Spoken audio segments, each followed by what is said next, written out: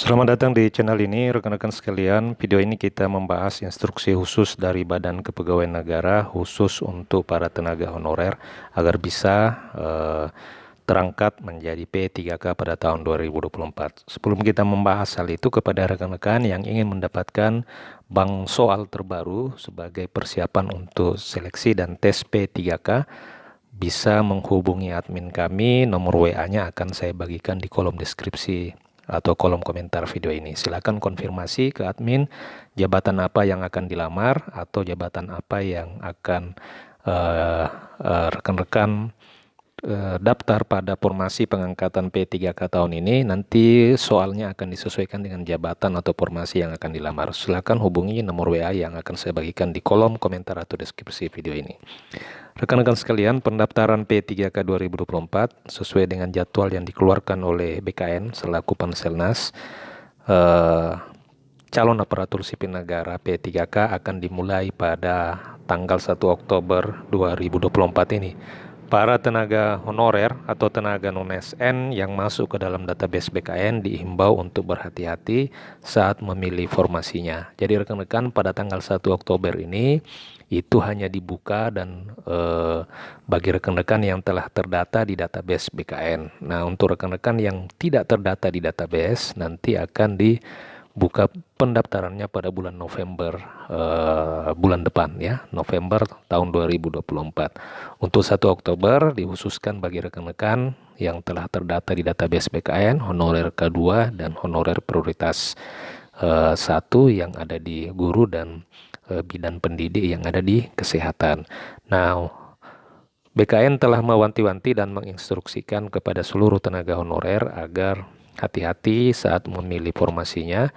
Melalui Deputi Bidang Sistem Informasi Kepegawaian, Suharmen meminta para pelamar untuk membaca baik-baik formasi yang disiapkan instansi masing-masing. Jangan sampai ketika sudah mendaftar malah salah pilih instansi. Nah, ini mungkin hal yang sangat krusial rekan-rekan.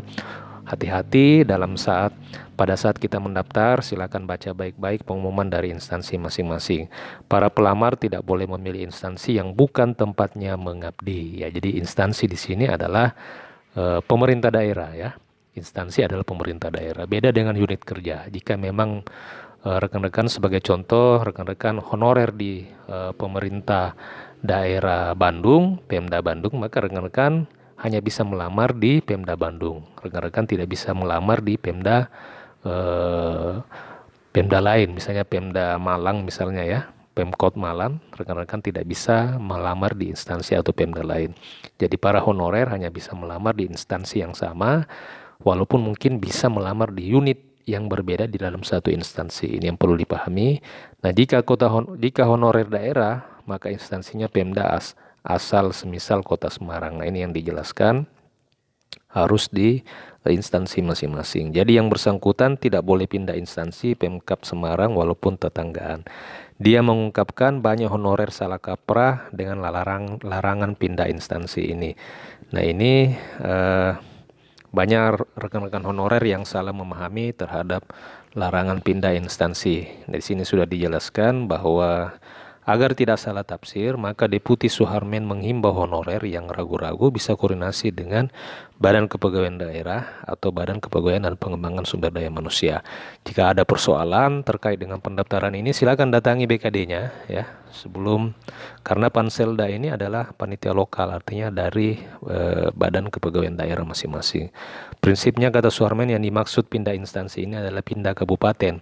Misalnya honorer tenaga administrasi Dinas Kehutanan Kabupaten A berpindah ke Dinas Kehutanan Kabupaten B. Jadi ini yang sudah saya jelaskan tadi, bahwa pindah instansi ini artinya pindah kabupaten atau pindah provinsi. Jadi bukan pindah dinas ya, bukan pindah dinas. Walaupun sama-sama dinas kehutanan, tetapi karena berbeda kabupaten maka dianggap pindah instansi. Jika untuk honorer daerah yang dimaksudkan pindah instansi itu adalah pindah daerah. Jika mengungkapkan honorer daerah bekerja di satuan kerja perangkat daerah, contohnya sekretariat daerah, sekretariat DPRD, dinas pendidikan, berbeda dengan honorer pusat yang dimaksudkan dengan instansi itu adalah kementerian atau lembaga. Jadi di sini sudah jelas bahwa pindah instansi itu beda dengan pindah unit kerja. Jadi pindah instansi itu yang dilarang ya. dari Kabupaten A ke Kabupaten B. Jika pindah kantor, misalnya honorer di sekretariat daerah lalu melamar di Dinas Pendidikan atau Dinas Kehutanan, itu akan tetapi berada dalam satu kabupaten, itu bisa saja dilakukan jika memang ada formasi yang sesuai dengan kualifikasi pendidikan rekan-rekan. Nah, rekan-rekan, hal ini perlu menjadi perhatian agar supaya rekan-rekan nanti bisa betul-betul mendapatkan afirmasi khusus untuk para tenaga honorer, ya. Jika rekan-rekan pindah instansi atau pindah kabupaten, maka dapat dipastikan rekan-rekan sudah gagal dalam seleksi administrasi pada seleksi P3K pada tahun 2024 ini. Nah, itu terkait dengan syarat-syarat atau dokumen yang perlu disiapkan, saya sudah bahas di video saya sebelumnya terkait dengan dokumen-dokumen apa yang perlu kita siapkan. Sebagai contoh misalnya ijazah, kemudian transkrip nilai, kemudian foto latar merah dengan pakaian yang resmi, ya, bisa mungkin memakai pakaian kemeja putih latar merah, itu disiapkan. Kemudian dokumen kependudukan, dalam hal ini KTP, kemudian kartu keluarga. Nah, itu rekan-rekan yang perlu siapkan. Kemudian surat keputusan pengangkatan, SK pengangkatan. Dari sekarang rekan-rekan perlu menyiapkan hal itu sebelum melakukan pendaftaran di akun SSCSN, ya. SK pengangkatan ini minimal 2 tahun terakhir secara terus-menerus itu rekan-rekan harus siapkan. Nah, untuk kategori guru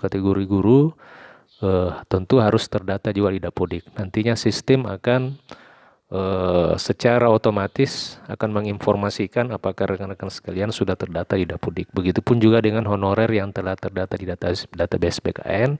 Cara kita mengecek nanti pada saat rekan-rekan memasukkan NIK di akun pendaftaran, maka akan secara otomatis di situ rekan-rekan akan dikategorikan terdata atau tidak terdata di BKN.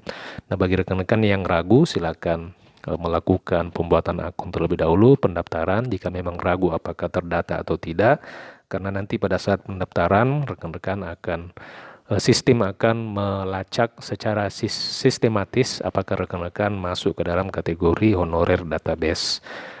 Jadi seperti itu, ya. Kemudian rekan-rekan yang perlu disiapkan sekarang adalah mulai dari saat ini silakan belajar terkait dengan soal-soal yang diujikan pada materi atau seleksi kompetensi dasar pada momen pengangkatan honorer menjadi P3K ini. Untuk rekan-rekan yang ingin mendapatkan bank soal terbaru sesuai dengan peraturan terbaru, silakan menghubungi admin kami. Nomor WA-nya akan saya bagikan di kolom deskripsi video ini. Konfirmasi jabatan apa atau formasi apa yang rekan-rekan ingin lamar. Nanti kompetensi teknisnya akan disesuaikan dengan jabatan yang akan dilamar. Demikian rekan-rekan video kali ini. Terima kasih. Sampai jumpa video berikutnya.